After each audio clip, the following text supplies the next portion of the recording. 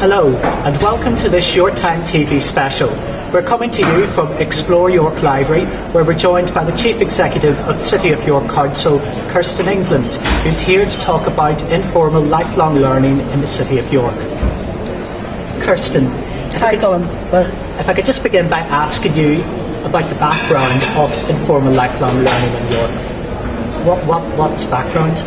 Okay, well, of course, lifelong learning is one of the hallmarks of this city. There's some things which absolutely impressed me when I first arrived here. One of the things is to find out that the University of the Third Age is strongest here. We've got a vibrant voluntary and community sector with over 1,000 organisations working in and out and with communities which are doing lifelong learning every day of their existence. And we actually have a very strong level of support from the council, and you can see that here now in the Explore.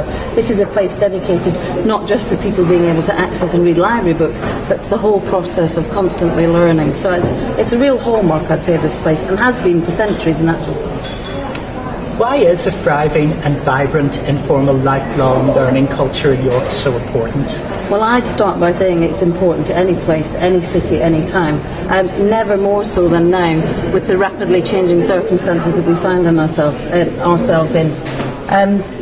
For me, lifelong learning is all about building the asset base of a place and its resilience and its prosperity, because it's about building capacity and talent in individuals, in community organisations, in bigger institutions, and bringing all that together for the purposes of the city. I'd also say it's absolutely vital because it happens anyway. I mean, I was talking yesterday to the private sector about innovation and creativity, and they were pointing out to me that most inventions have actually come from people who had no formal qualifications. And I'd say most learning, in fact, isn't formal or accredited, doesn't have a qualification with it. And you're lucky if you are born in the right place at the right time to be able to access informal learning, but that doesn't happen for everyone, which is why you need a culture for lifelong learning and a framework that systematically supports that. And I think that's what we're about doing here, is creating the right environment in which everybody, from whichever community or background they happen to be, can actually access some of the resource that will enable them to grow and learn. And I would just say, individuals, we never stop learning, do we? Our circumstances change, our capabilities change. We need to learn new skills every year. I'm learning things all the time right now, and passing on learning to others, and we each do that. It's just providing the structure within which that can happen. You mentioned access to lifelong learning. The event we're at here tonight is the Your Time, Your Group session. Can you tell us a little bit about what that is?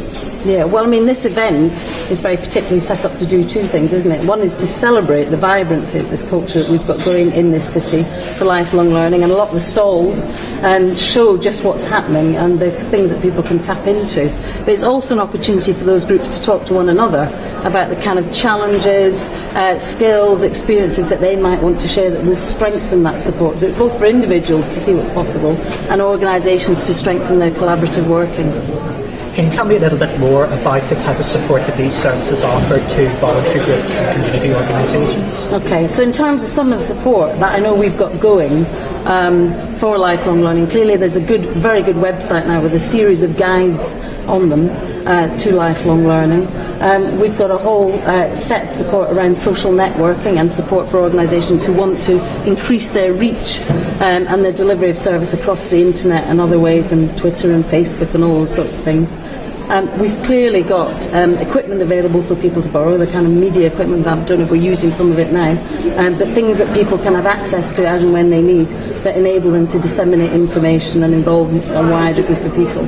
And also we've got the CVS here, who I know do that regular day in, day out, week in, week out support for organisations, building their capacity, ensuring that they understand their obligations the way they need to work.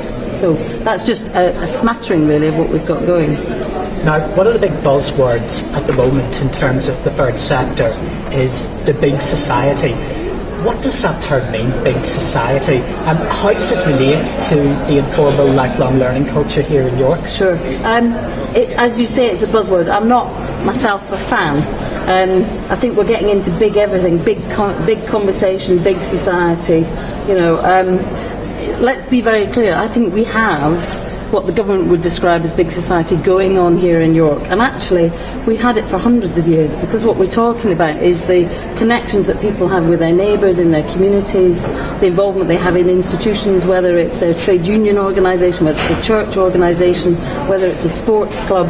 And we have it in bucket loads, particularly in the north of England. We actually, I think, have a very strong tradition of mutual association and cooperation. Just have to think back to the Rowntree's legacy and so on. So a lot of that is here, and we're doing it already. Of course, the government wants us to make a step change in that, and it's going to put additional expectations on individuals and community organisations to provide more of that which the state has provided to date, and judges it can no longer afford to provide. And I think that's where some of the crunch discussions are going to come. But I think we have a vibrant community life in York, and that's the way I would describe big society, and it's underpinned by the learning we do from each other, and that's what this event is all about. Kersten, thank you very much for joining us. Thank you to our invited audience, and thank you very much for watching.